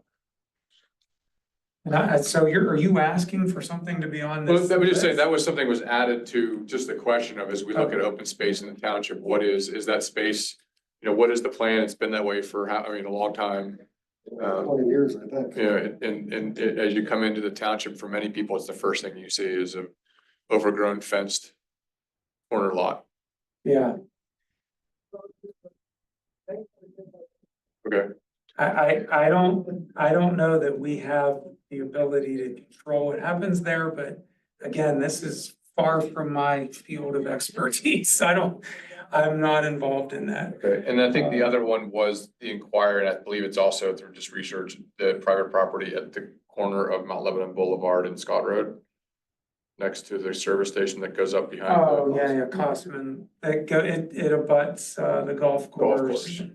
Yeah, what's the question? Is that, Same yeah, same issue. Is that property developable? Is it been approached, has been discussed? What could be done with that property? owned by someone else, and there's been development plans there as well that have not gotten off the ground. At one time, it was gonna be a Planet Fitness. And there were many commission meetings and then that fizzled out. Do you just ballpark idea of any idea of the space that's there?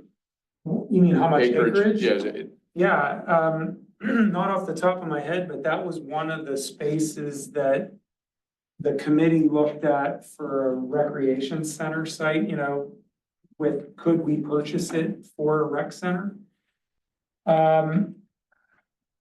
I would hate to hazard a guess and be dead wrong. I mean, I know we have. It's between 0 and 10 acres. We've Is it? measured it, it might be like 8, but don't quote me on that. It could be 5.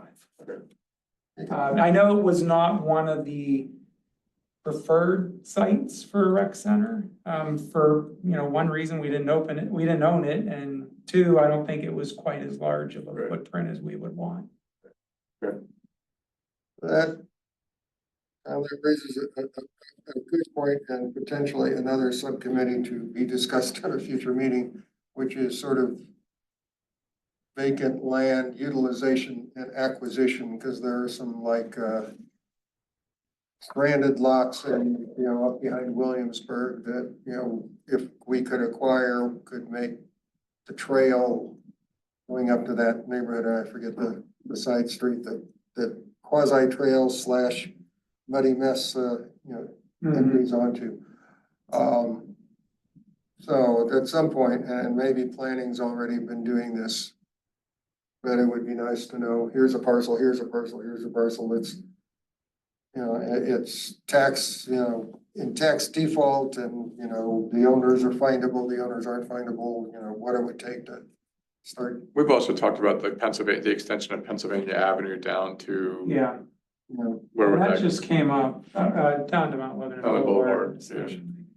That came up in a commission meeting recently, and I guess There are some issues, reasons why we don't pursue that. One is, what would we do differently? Because people can walk through there as a trail already. Why would we go through the trouble to try to acquire properties and we're not gonna do anything different than we're doing right now? And then there's others, the other taxing authorities would have to be involved. Again, this is not my area of expertise, but those comments are the ones I've heard recently that, it might not change how it's used anyway, so. I mean, is that kind of what's going on with McNeely Park? Like, what, part of my ignorance, but how is it used right now? Is it just natural landscaping that people hike in? Is it You could grass? hike in it, Like, but the difference there is we own McNeely Park. It is municipal property But- that we and- purchased. I guess my follow-up question is like, these grass fields, is that kind of our only option, or is it worthwhile or more cost-effective to develop the trails, and more of a natural recreational space? Or are we looking for revenue generating, like No. organized Cheaper sport? option. Yeah, like if it's there, how do we utilize it, but maybe So not? the phase one of McNeely was access from the road with parking and just basic infrastructure, and that was. the- And trails. And trails. That was the We first, that applied was for a phase one. grant. Okay, We Yeah. applied for a grant for that. That was not funded. we did not fund it. awarded. okay. And we think, we don't think we're going to get a grant for that unless we do something significant. Okay. They're not interested in funding a small natural parking space. area and trails. Okay. They want us to do something with the property. So to answer your question, could we do that? Absolutely. And we could probably do it, in a cheaper way too, to just develop trails and carve out a couple of parking spaces, we could, and not make it a big capital investment. So sure, we could do that. The grander plan for the 7.8 million is just another approach. Okay. That, may or may not ever happen. There are at least hypothetical trails over there now. I mean, they show on the map, and I was over there a couple of months And ago. there's just with my foot dog. traffic and tread that's built in it. And it was precarious. I mean, because the trails are in very poor shape, and we ended up just kind of crashing through the briars and the brambles to get back to McNeely Road. So. Yeah, there's like The game Conservatives trails. never had the resources to do anything with it because we have heard enough time getting folks out to take care of the three. And then it parks. falls back Yeah. to Phil, who's gonna maintain it, who's Yeah. gonna cut it, who's gonna, right, so that's there's one more layer of that too, right? Yeah, you can build it, but how do you support the? It's also And the does it the serve, farthest point away from where you currently house all your Right. maintenance does equipment. does it serve the community? Right. Or is it serving? the Well, I guess it communities depends around on it? how people like to Just hike, cause I yeah. go up to North Park or Settlers Ridge to like hike their trails. If this was something closer and like people were interested in it, I So can it's see that surrounded as by a the city, cheaper option. Essentially. Yeah, Yeah, Yeah. what's got, I guess what's it geographically, one side city, you have, what's the school? St. LaSalle's football stadium on the back corner, right? Brookdale's on Brookdale. the, McNeely, so it's kind of an oddball. In fact, a Well, good I chunk have of the woods is technically, I think, in Seton LaSalle property, but it's not marked or delineated in any ways. It's kind of a flag coming out of the. Yeah, I know, and folks have talked in a hypothetical sense for years. Because life isn't complicated enough with all the things that David laid out in terms of physical impediments, that it could be a more regional or multi-municipal resource, for the city neighborhood in Dormont and, Baldwin. But obviously it adds layers of complexity. And do we know from an Allegheny County parks, I guess it'd be a question for them, has it ever been discussed about partnering with Allegheny County or the city and looking at that as a joint venture? not to my knowledge. Hey, David, Yes. I emailed you a Dropbox link. I have a, I was sound like Liam Neeson. I have a unique set of skills. That's why you're on the board. Yeah. Should we be concerned? Yeah, right. Concerned about my last names and so I work for landscape architects, developers, architects, and I do the conceptual renderings for them. So it's no problem for me to sit in this meeting or after a meeting over a beer and draw up a concept that we all sort of align with and then test its sort of feasibility, Feasibility. right? Start kind of like high level down, whether it's writing a grant or I don't know if it's, capital raising for memorial type of thing, whatever the case, but not soliciting professional services, this would be all part of my volunteer So effort, to the right? specific of that, I think David just asked a clarification to make sure that we adhere to the sunshine conversations. There cannot be a quorum outside of the meeting around those topics, Okay, correct? So that would have to be a formal meeting if we talked about renderings or designs as a group. yeah, Yeah, more like five or more. Five's a quorum for Right. this group. Right, so under five, no problem. If it's formalized, then we would have to make sure that it's oh. yeah, announced of and. course. I'm happy to sit here and do it. Yeah, no, yeah. So, But if you. but it's not a problem for 3 or 4 people to get together and have those conversations. It's a subcommittee. Yeah. Applicable for the vacant land sort of thing. If you wanna, if is that able, can you just put that on the screen real quick? The Dropbox link? Oh, your link? You could just put, it's like a 20-second video you could put up, you'll get the gist of it, right? It's like flying over Google Earth and then you see the drawing and just how conceptual it could or could not be. So it's just That's all the stuff a you way can do. to. We're gonna draft you into every. That's it. Uh-huh. Yeah, you gotta get busy. Hey, why I'm here. Hang on, Um, let me figure out how to get there. I like lost all my controls to, there you go. First, I think I need to bring it up. So David, as you're doing that, can we keep driving a little bit? As you're pulling that up, so the Sure. dog park research, there's a package that was sent out from Ian's research. We met, discussed options, and I think from the scope, location, feasibility, a lot of that falls back to what was provided to the group. 42% positive, from a concept, 28% neutral, 29% really not strongly disagree or no response. So it's kind of our position at this point to kind of moderate the commission's interest and identify some options of where Possible Possible- location. possible- We came up possible with a couple of locations, for the park.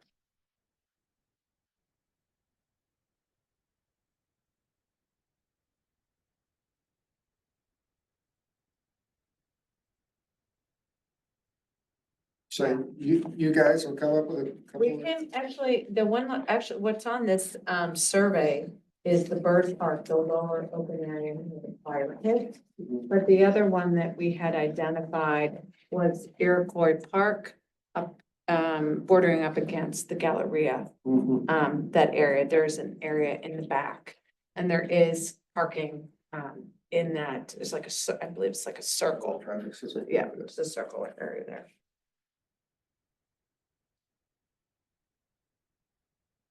But McNeely is, there. That's Life not would be something. easier if the good Lord had made McNeely flat. Right. Exactly. good. Yeah, I'm ready if you want me to switch over there.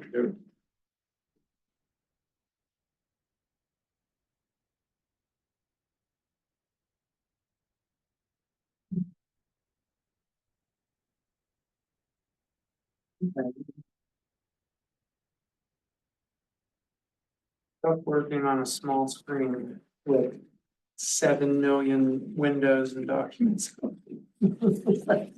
Okay. This should be coming up.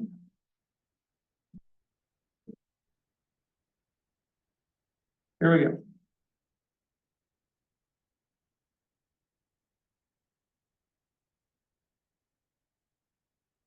This is all Google Earth imagery. And overlaying the concept on top of the existing. This is something in Bowling Green. Okay. None. You didn't just bang this out in the last. On your phone. This thing is so boring. I'm gonna design some. Immediately, I got this. But presenting this as just a concept to go out for bid, perhaps, instead of, we could sort of drive the concept of the design.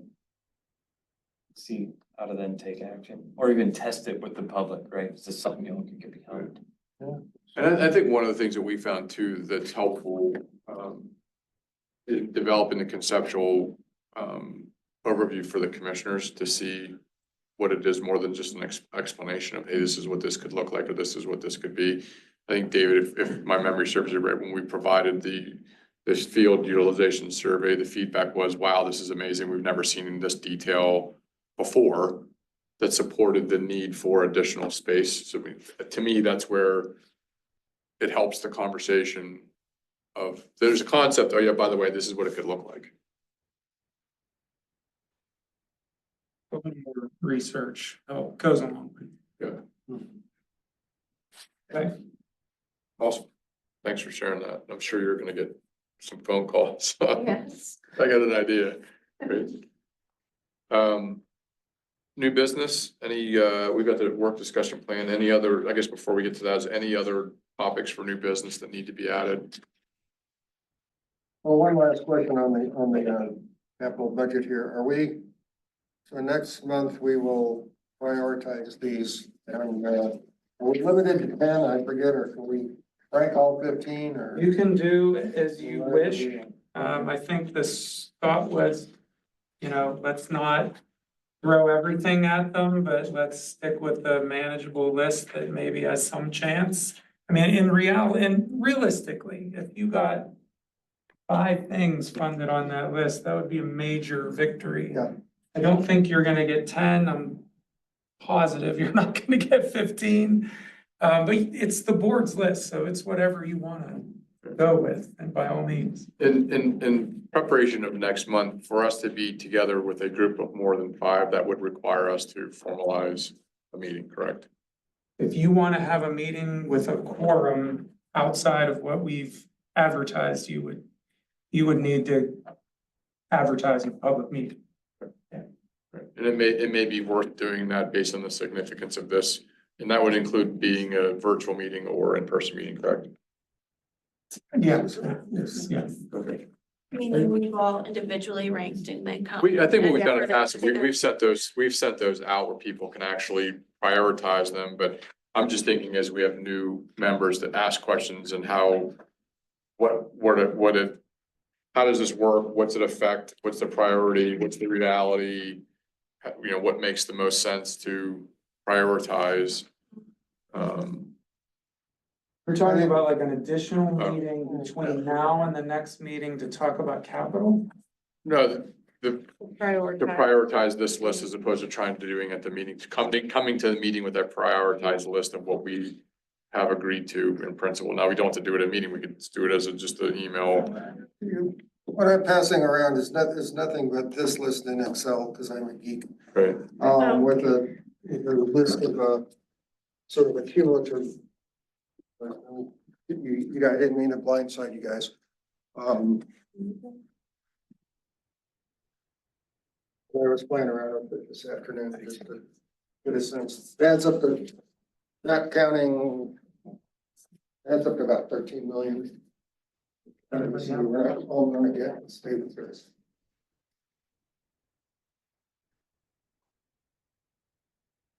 We could ponder this between now and the May meeting.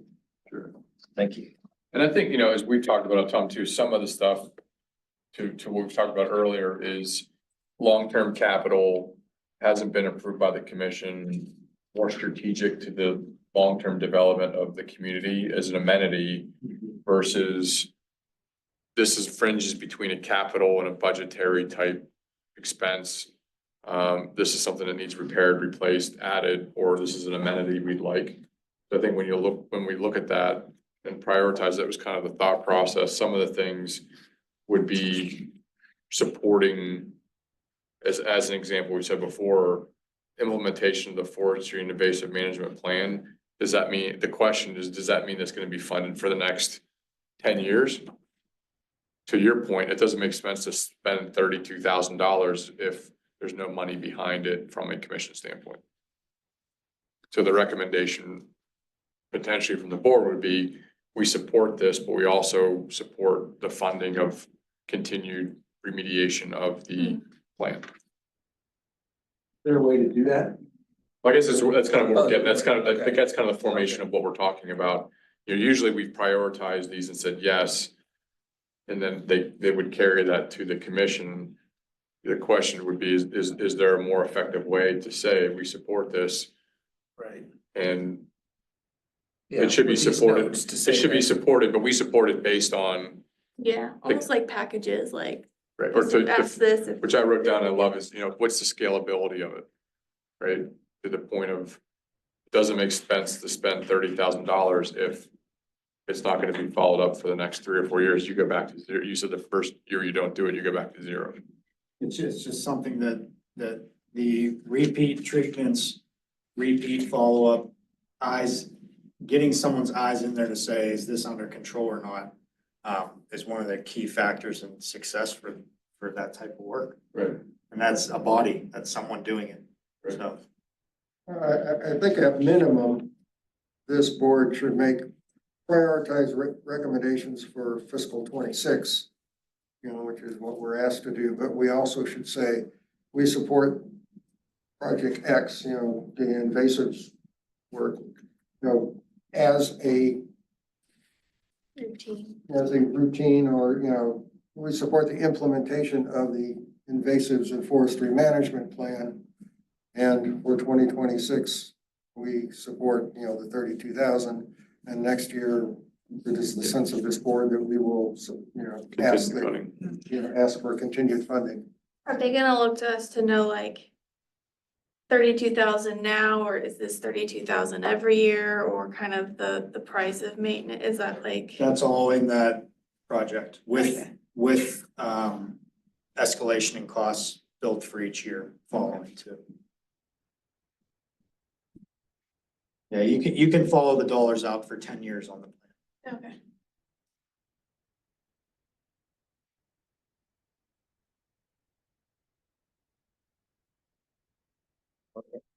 Is this on, I'm just knowing you, this is on, in our, I just did it in Did you- Excel, did you- recommendation, but I'll upload it. yeah, So okay, you guys can play with it. if you're Awesome. interested.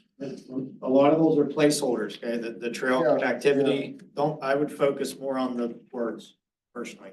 Okay, and we don't need to use this, I yeah. was curious as to what it added up to, and I thought I may as well do it in Excel Yeah. rather than on a calculator, and I figured I might as well print the damn thing out. And I think the same thing for the sake of the effort, getting some wins, doing some things that we can influence, getting, you know, hopefully, I mean, our goal would be 3, 4, or 5 wins that we can influence. Makes your time and energy in this more meaningful. You know, to work with David and work with Phil's group in terms of what priorities are there. I think it's a big part of what this list comes down to as well. All right. Anything else there? Sure. Any other new business? We have the work plan. David, do you want to go over that discussion, or is that pretty much the Sure would. draft that's there from a?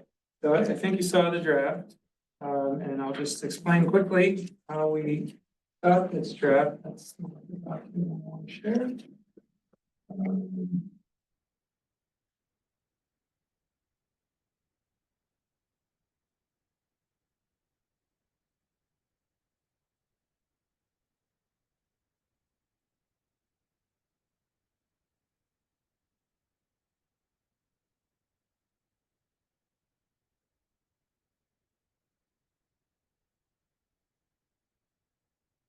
See it. It's right here. I gotta start closing some documents. We just want to go through it real quick. I mean, sure, you have it in front of you, you can look at it, I'll keep working on getting it onto the screen, but this is really last year's list edited to make sense for this year. You know, some of these things are really kind of mandatory, like number 7, chapter 19 regarding trees, including public education, et cetera. Like that's just part of the requirement. You want to maintain the arboretum status, you know, you got to do 6. You know, we're obviously gonna listen to concerns of the community. And then, you know, things like the census study have been a big part of, you know, historically what's been being developed and trying to move forward. The master plans, I mean, that's just how this originated. If there were something new, like, you know, you want to add trail connectivity to this list or something like that, you know, things like that could be added, but this is your jumping off point. That's my point.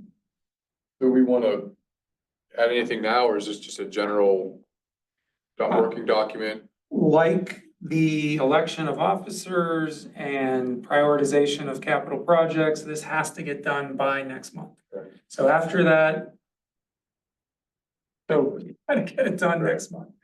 So we can contemplate, you can contemplate this till the next meeting and we can make it official then. Sure. Yeah, that's fine. Anything, I know it's a quick look at 7, anything that comes to mind from anybody that could or would be added to this work plan? One of the things that quickly came to my mind was the identification and understanding of properties that would be considered to be vacant or unused, or, I mean, I think it goes back to the master plan of the community of understanding, you know, properties that would be considered to be potentially developable or privately owned, publicly owned. You know, do we look at that and say, is this something that could be developed or used to enhance natural space in the community? Yeah, if you want to go in that direction, I would suggest you find something in the comp plan or the master plan that supports doing I that. think It's in there. in my mind, there's a sentence right at the top of it that we can plop in there that comes right out of it. Yeah. Pretty sure. Parks plan highlighted that, you know, 100%. specifically. Yes. So then in that case, it's kind of covered under number 2, I think. Yeah, I guess, yeah. I just so we get some, you know, get one thing off the plate for next month, although I'm fine to wait till next month. I'd be ready to vote on this. I've got one minor modification to cover things like the additional land or the trail connectivity. If we amended number 2 to say something, add a sentence at the end after center architectural study, something along the lines of, and other relevant municipal plans impacting municipal parks and recreation, or something like that. And we're not, you know, as new things come up, like the connectivity study, which I think is about to be implemented or be begun. You know, we can consider it part of our purview too.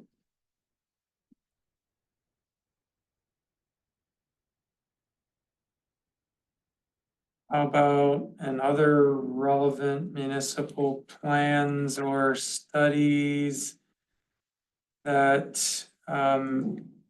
support parks and recreation? And some, or, you know, potentially, we talked about like what would be the right term here, and the amenities, you know, that would enhance the existing and potential amenities of the municipality.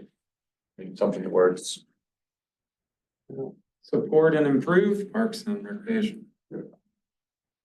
Recreational amenities.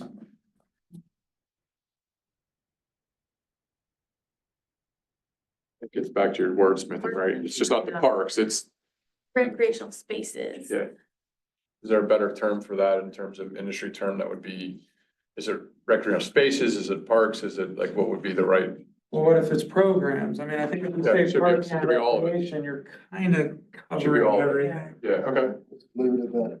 Or whatever, whatever David had sounded fine to me. that's good. So that's the third thing we'll have for next month. That will have to be voted on, correct? Yeah, it Can we has just by vote on next the month, amendment now? unless, Or we could vote on it now and. I mean, if there's a motion to approve as amended, then there needs to be a second and a vote, otherwise it's dead The until only next week. default I would have is to give Amanda the courtesy of being a part of that. Okay, that's fine. If number agree two with that. almost catches anything you're gonna do. Yeah. Amend to these two. Catch up. That's fine. Cut it out, but number Yeah. two, I didn't mean to rush it. We I just need one. Yeah. okay, We almost had it. yeah. All right, Damn it, I wanna vote yes on something. we've got the announcement of the next meeting date, time, the next regularly scheduled meeting for the Mount Lebanon Parks and Recreation Board is Wednesday, May 21st at 7:00 PM. All municipal meetings have a Zoom webinar component that enable residents to attend meetings virtually. And with that, we will adjourn the meeting at 9:04 PM.